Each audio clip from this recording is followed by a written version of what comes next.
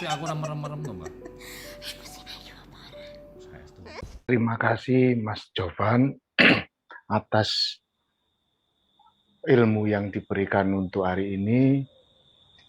Sekarang monggo persilakan para sedulur, teman-teman, barangkali ada yang ingin ditanyakan atau ingin didiskusikan, monggo.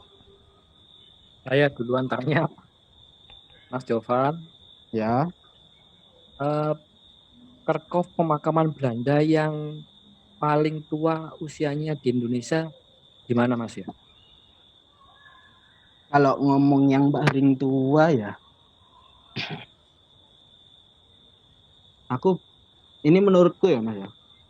Kalau nanti misalkan ada yang lain, monggo. Misalkan ada yang membenarkan nanti.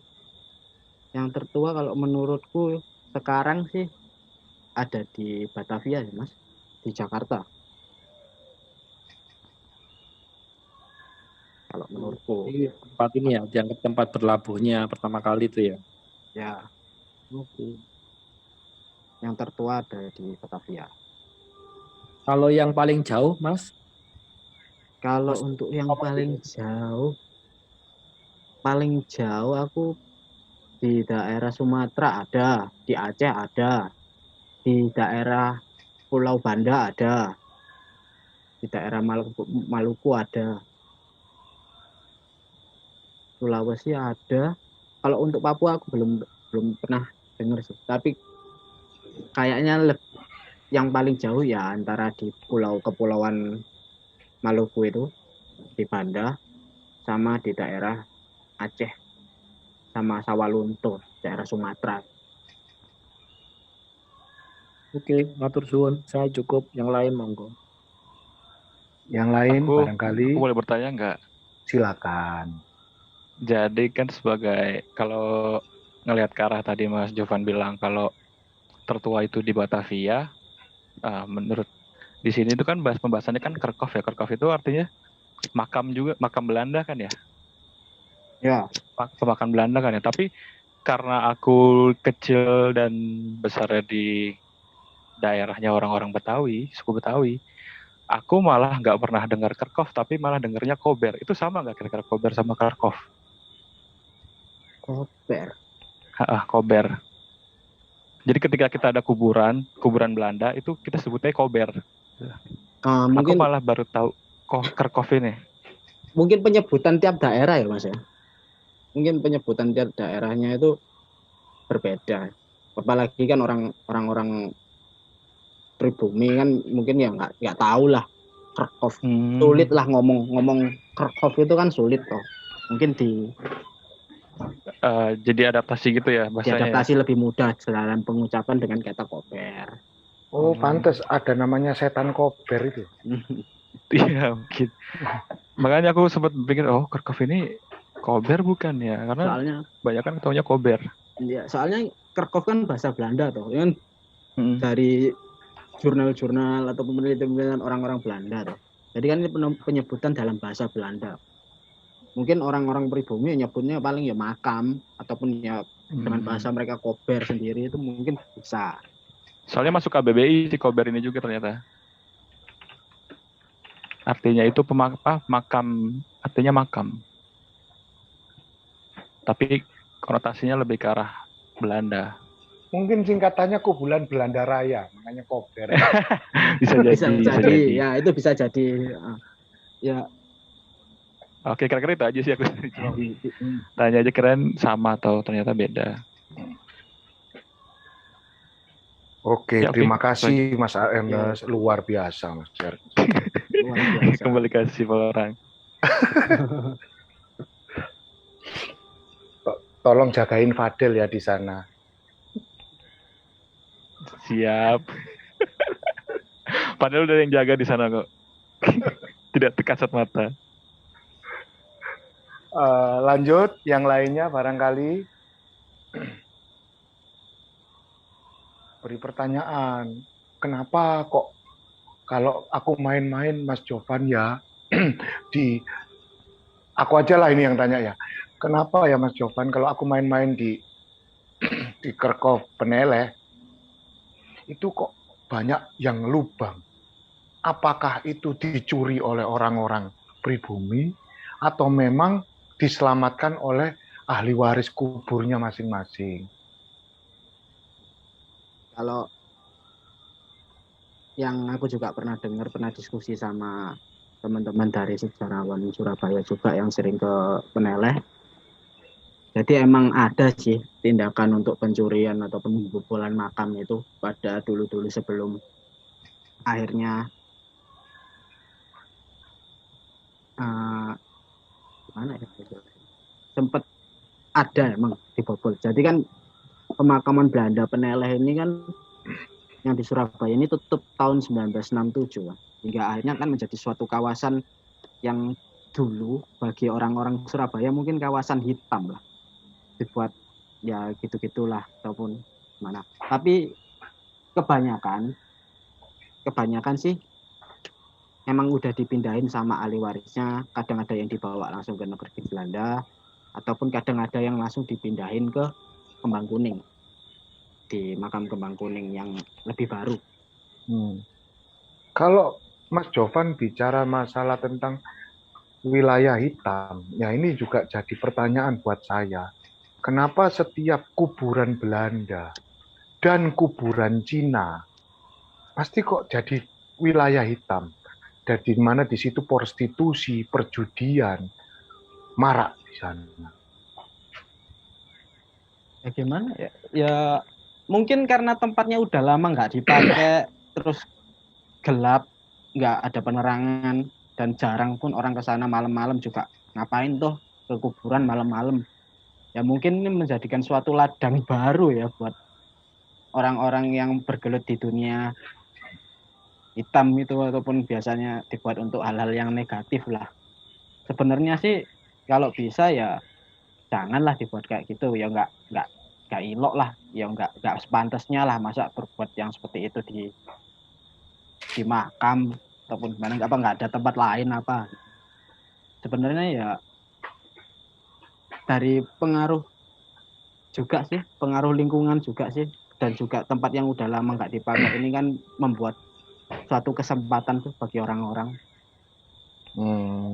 Ya ini agak-agak OOT sedikit ya Mas Jovan ya.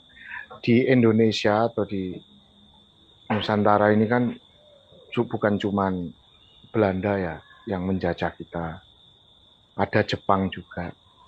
Apakah orang-orang Jepang yang dulunya di sini meninggal itu juga dimakamkan tersendiri, ada makam Jepang, atau digabung atau menjadi satu komplek dengan Kerkop Belanda? Jadi untuk yang orang-orang Jepang, jadi orang-orang Jepang yang ada di Kerkop Peneleh ya, contohnya itu adalah orang-orang Jepang yang sebelum Perang Dunia itu udah ada di sini, udah menetap. Jadi kan Kerkop Peneleh itu dibangun sekitar tahun 1820 atau 30-an di era itu. Jadi kan adalah orang-orang Jepang yang ke sini menetap ataupun berdagang, ya meninggalnya mereka dimakamkan di Kerkop Peneleh. Sedangkan untuk orang-orang Jepang yang datang menjajah ke kita ini, itu kebanyakan mereka itu kan meninggalnya itu kan diabukan toh. Biasanya diabukan, dibakar, terus dilarung. Tapi ada juga yang di daerah Kembang Kuning juga ini ada makam Jepang. Tapi bukan orang-orang Jepang yang menjajah kita pada waktu itu ya. Makam Jepang setelah era-era penjajahan lah. Pengusaha Jepang gitu aja ya? Iya, lebih ke orang-orang.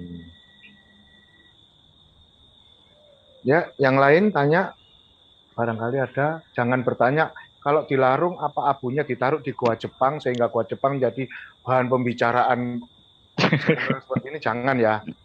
Itu di luar topik soalnya kalau gitu. Monggo.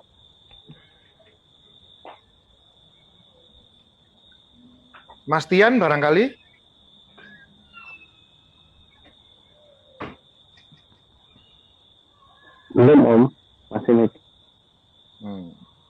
Mas Daniel, barangkali ada pertanyaan mengenai makam Belanda?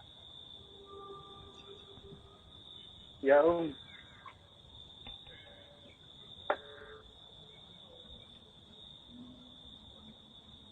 Mas Jo, Ya, monggo.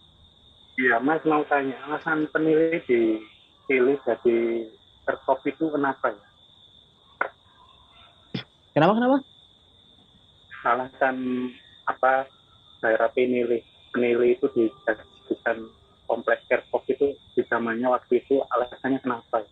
Oh, alasan utama kenapa dibuatin makam Belanda Peneleh itu ya?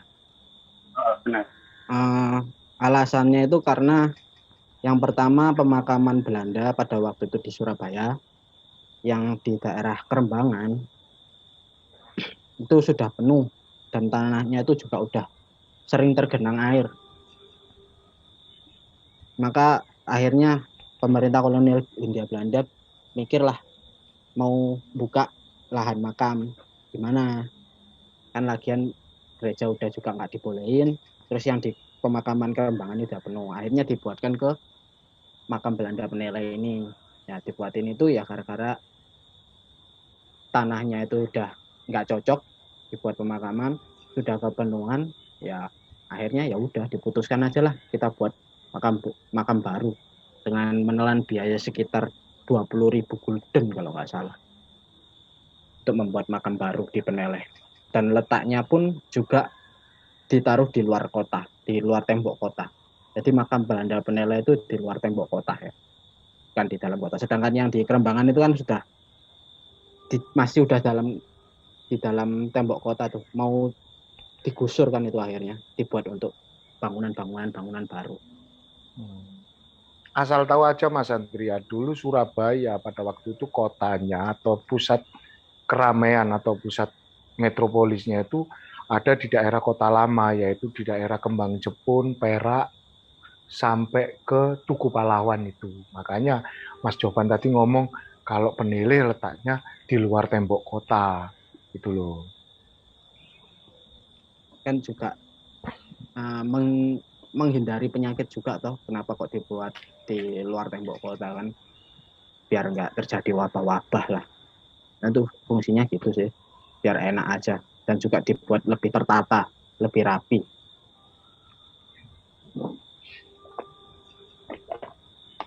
Sudah cukup Mas Daniel? Iya Pak, mantap. Sip. Yang lain monggo. Mumpung Mas Jovan lagi bergairah nih. Mungkin THR-nya turun ya Mas Jovan ya. Ayo monggo. Masuk Jo. Ya. Mau tanya, kalau yang nisan multibahasa tadi, kalau kan Kerkhoff ini kan makam Belanda, itu yang multibahasa, itu misal kayak bahasa Belanda sama Armenia, itu diperuntukkan untuk orang atau bangsawan yang memiliki darah Armenia atau gimana? Tadi kan Biasanya ada yang Jepang juga tadi kan. untuk yang dengan dua bahasa itu ya.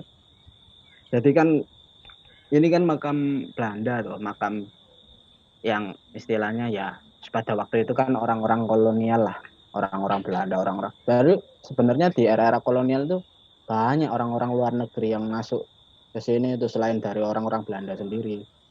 Terutama banyak yang dari Armenia, orang-orang Inggris pun juga ada. Jadi untuk orang-orang Armenia yang aku contohkan di sini nih namanya si Ohannes Kurkidjan, yaitu orang Armenia yang dimakamkan di makam Belanda Peneleh juga.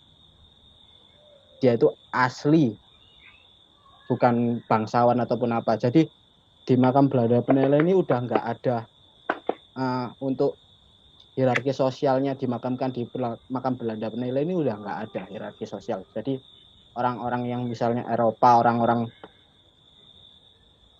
bangsaan kulit putih ataupun orang Armenia, orang Jepang pun juga bisa masuk. Soalnya kan udah nggak ada hierarki itu, jadi bisa dimakamkan di makam Belanda Peneleh. Jadi nggak ada sih untuk yang bangsawan. Biasanya orang-orang biasa, orang-orang yang bekerja di kota-kota Surabaya ataupun kota-kota lainnya. Jadi bukan orang yang memiliki darah keturunan dari Belanda sama Armenia itu bukan berarti ya? Nggak selalu, tapi ada. Oh iya. Tapi nggak selalu. Oke Jo, terima kasih.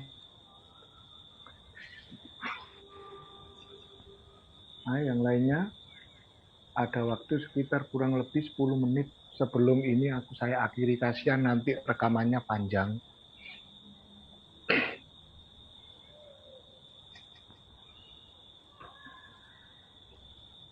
Monggo. Mau nambahin dikit Om, ini nemu artikel kebetulan. Ya boleh, monggo. Halo Mas Jovan. Ya. Ini aku baca, nggak tahu mungkin teman-teman yang di Jakarta mungkin yang lebih ini ya, lebih paham, disebutkan bahwa Museum Taman Prasasti itu juga banyak Iya, betul.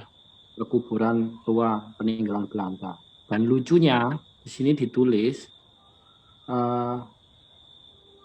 selain dianggap salah satu taman pemakaman umum modern tertua di Jakarta, bukan tidak mungkin taman pemakaman ini bahkan salah satu yang tertua di dunia.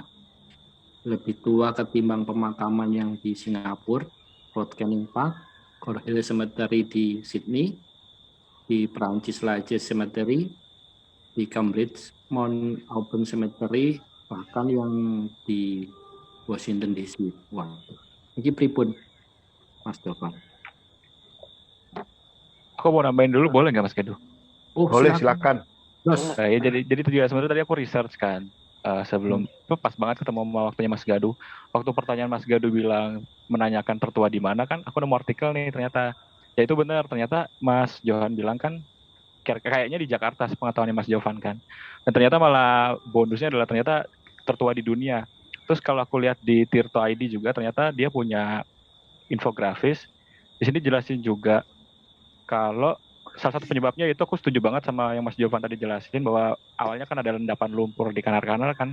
Kanal-kanal menjadi serangan penyakit dan berbau busuk, dan ternyata tahun 1795 di sini juga dijelasin di Tirto ID bahwa pemakaman umum Batavia ini dialihkan ke kebun jahe Kober. Nah, kayaknya di sini awal mula kata Kober itu sih. Oh, nah, itu. Tahun 1795 ini ada tempat kebun jahe Kober yang dijadikan makam, yaitu yang menjadi tertua di dunia ini menurut Tirto Adi ini.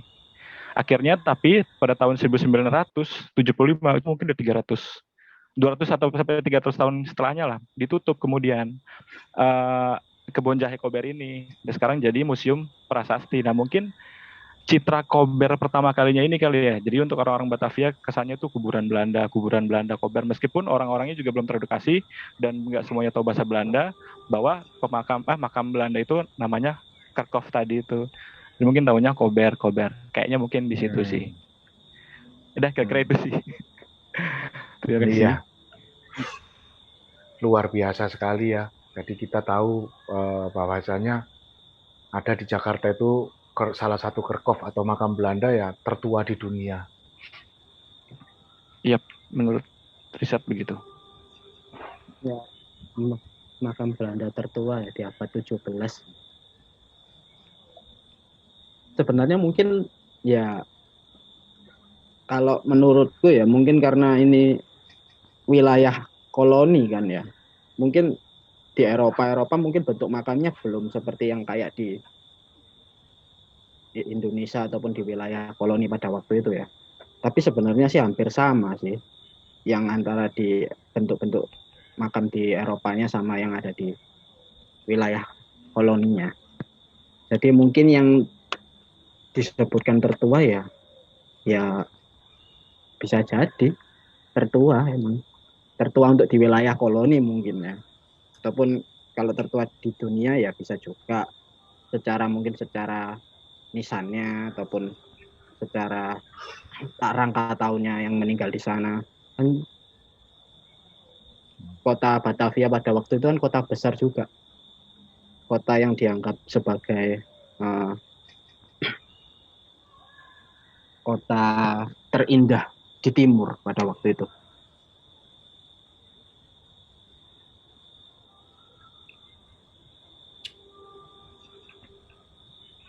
Lanjut, yang lainnya?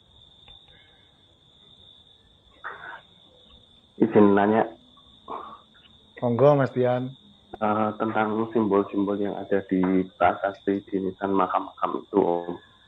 Apakah pernah ada ditemukan simbol-simbol entah itu pemujaan zaman dulu, maksudnya di kayak apa pemujaan di era-era simbol-simbol di era Babilonia kuno gitu, pernah ada nggak Om ditemukan seperti itu? Kan tadi ada yang Ouroboros ya, kemudian ada juga ditemukan simbolnya bahwa yang dimakamkan adalah anggota salah satu sekte Freemason.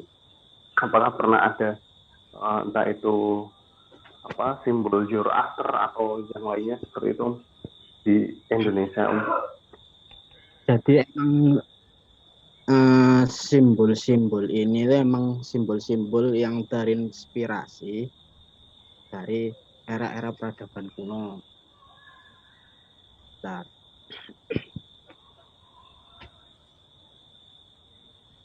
saya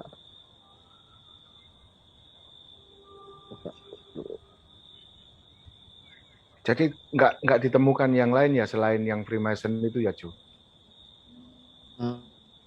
Ya hampir sama semua. Rata-rata itu bentuknya ya jam berpasir, terus jangkar, terus guci, terus Ouroboros. Jadi itu kan kayak bentuk-bentuk era-era lama atau era-era zaman Yunani kuno, Romawi kuno, era-era zaman Sumeria pun juga ada. Jadi bentar. Jadi ada beberapa penggambaran bentuk ya. Contohnya itu ada dead set. Di sini yang enggak saya sebutin, belum saya sebutin itu ada dead set. Terus ada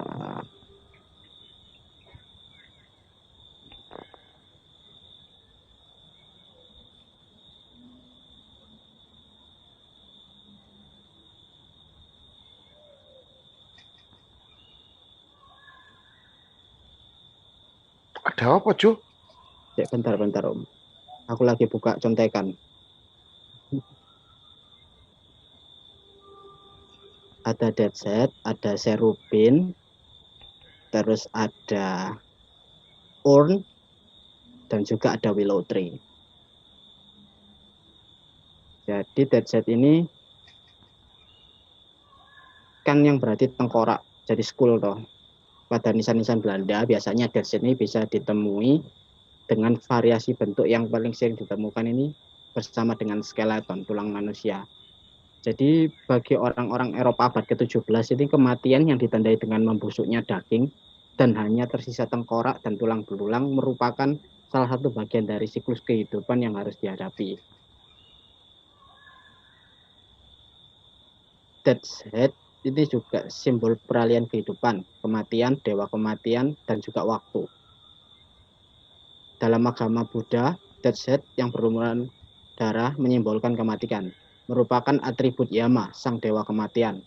Dalam agama Hindu, Tantrayana, dead set atau tengkorak merupakan atribut kuat yang seringkali muncul. Dapat dilihat di arca, kebanyakan rata-rata arca dewa Hindu Tantrayana yang berasal dari kerajaan-kerajaan kuno. Yang seperti Majapahit dan Singosari yang memakai simbol tengkorak. Dalam agama Kristen, dead set menyimbolkan kontemplasi akan kematian, juga merupakan salah satu atribut para petapa Kristen. Dead set dengan salib menyimbolkan hidup abadi setelah kematian Kristus di Golgota, Bukit Tengkorak yang disebut sebagai tempat tengkorak Adam dikuburkan. Dalam kebudayaan Yunani Romawi kuno, dead set merupakan atribut Kronos Saturnus, sang dewa waktu. Kalau dalam agama Hindu merupakan atribut Kali atau Durga. Saat akhir dunia disimbolkan dengan dead set yang muncul bersama Yama, dewa kematian, bersama Shiva dan Kali sebagai penghancur. Untuk yang cherubim ini simbol yang berasal dari bahasa Ibrani yang berarti karabu. yang berarti memuji, menyembah. Cherubim ini dalam kebudayaan Yunani Romawi kuno disebutkan sebagai salah satu kekuatan yang menjaga pusat surga yang terlarang bagi manusia. Cherubim merupakan kombinasi dari kerbau, singa, dan kalajengking dan manusia yang menyimbolkan keempat elemen, 4 arah mata angin, dan dalam Kristen keempat pengarang Injil. Kalau untuk yang urn, berarti wadah yang dipakai untuk menyimpan abu jenazah. Ya, ini bentuknya kayak gini, guci berselimut. Dalam Romawi kuno dipakai sebagai tempat meletakkan kertas suara dalam voting, juga sebagai simbol akan nasib manusia. Urn merupakan atribut dewa Aquarius.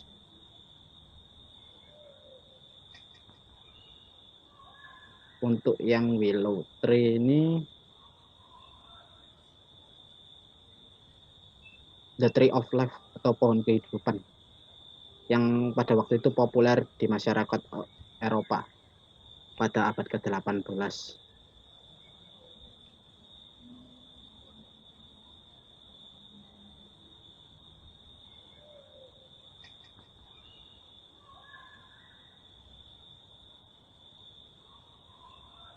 Bagi masyarakat Romawi dan Mesir kuno, willow ini dianggap mempunyai kekuatan magis yang bersifat melindungi, seringkali dihubungkan dengan kelahiran seseorang yang hebat.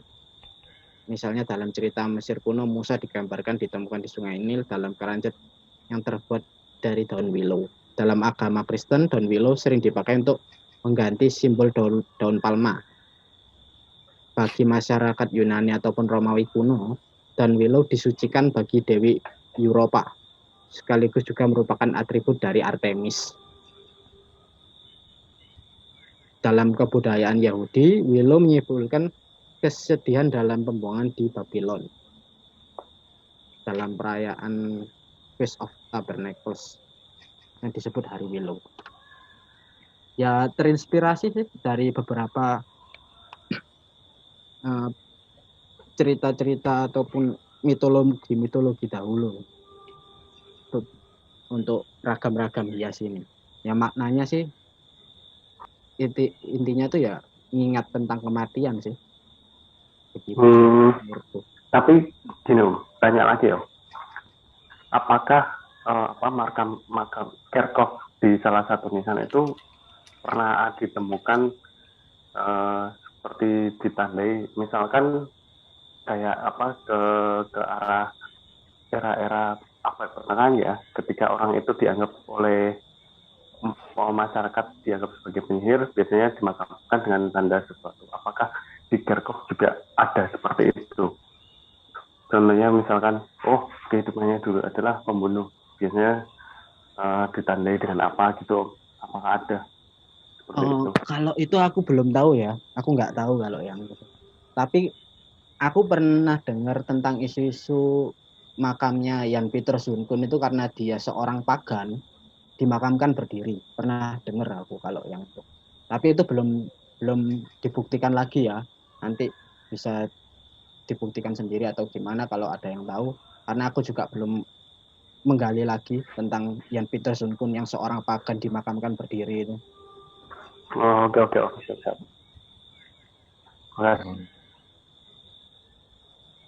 Pun Mas Dian. Sambung. Oke. Next, yang lainnya. Ini perempuan-perempuan kenapa nih nggak ada yang tanya semua ini? Kalau nggak ada, saya akhiri ya Mas Gado ya. Untuk sesi hari ini. Tuh, malinja di atas mlebu. Halo. Ya sudah, karena tidak ada pertanyaan masalah Kerkhoff, saya tutup di sini untuk hari. Kamu mau tanya masalah Kerkhoff? Baru masuk ya, bahas Kerkhoff ya. Ya nanti kalau kamu kepingin tahu bahasanya bisa dilihat di videonya Mas Gado. Ya. Mungkin kamu menyimpan pertanyaan yang sudah kamu tulis atau apa, monggo silakan. Belum saya tutup.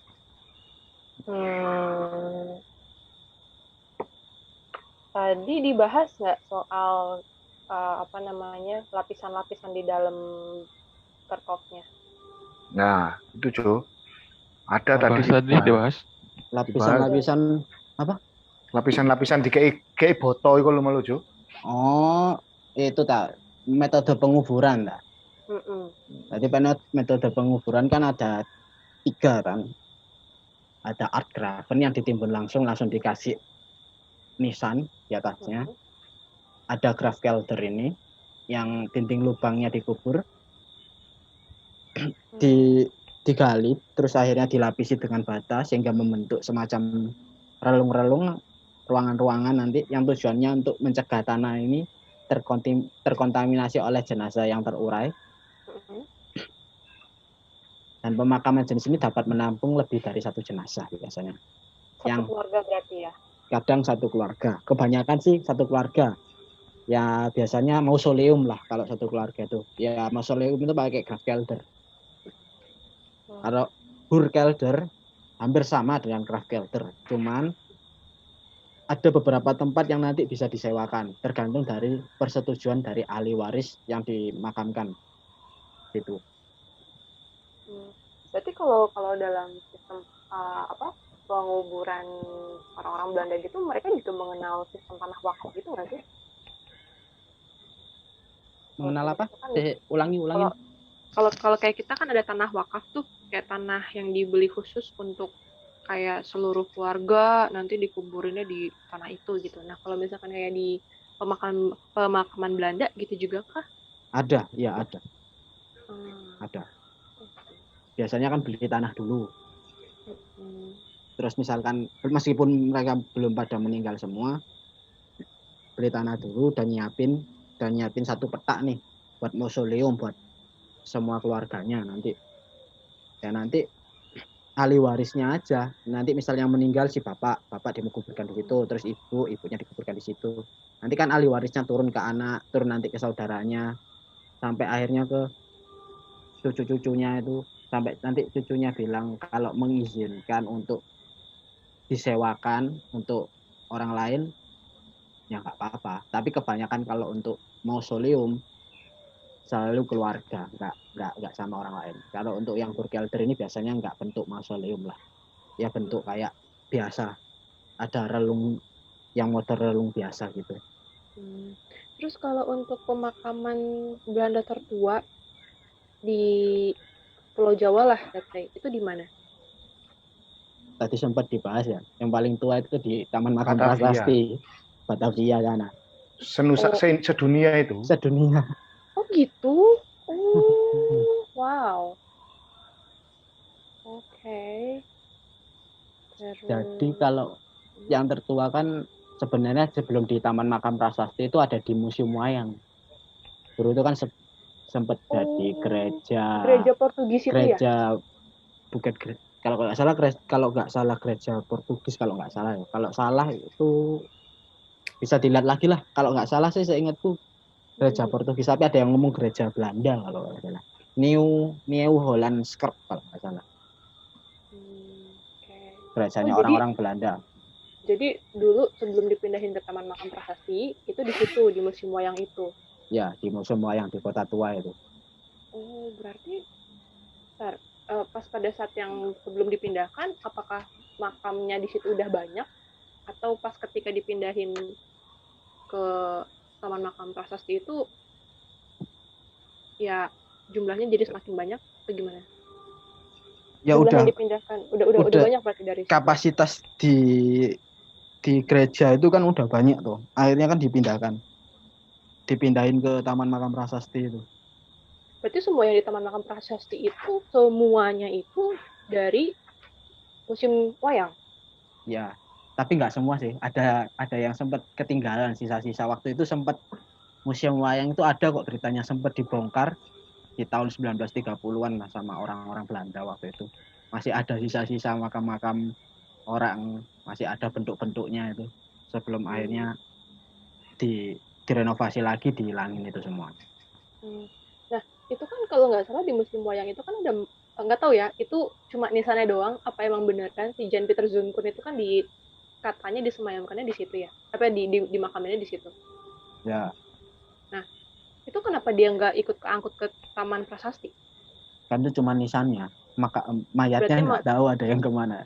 Itu kan ada yang bilang toh, sempat dulu itu kalau diduga si Jan Peter Zunkun ini kan seorang pagan, makanya dimakamkan berdiri itu toh. Tapi kemungkinan sih bisa jadi. Tapi kan itu kan kayaknya sih enggak sih, kalau kayaknya sih enggak sih. Bukan orang pagan sih kayaknya. Tapi nggak tahu lagi ya, belum diteliti lebih lanjut. Soalnya kan tuh makamnya kan akhirnya kan batu prasastinya itu kan ditempelin toh di museum wayang itu. Ditempelin. Berarti masih jadi misteri juga ya tentang ya, masih misteri. Jo, maaf Jo, itu nomor 17, slide itu gambar apa Jo? Ini mausoleum. Ini di mana ya? Aku lupa ini di mana. Kayaknya di daerah Jawa Barat deh. Oh, bagus banget itu. Oke. Aku rasa cukup. Oke. Ya, kalau sudah cukup, saya akhiri ya. Oke. Matur suwun. Ya, matur suwun sangat. Mugi-mugi pengertosan ingkang sekedhik nika wau saged ndadosaken migunani tumrap kula panjenengan lan dene wonten lepatipun nyuwun agung pangampurane dumateng panjenengan sami.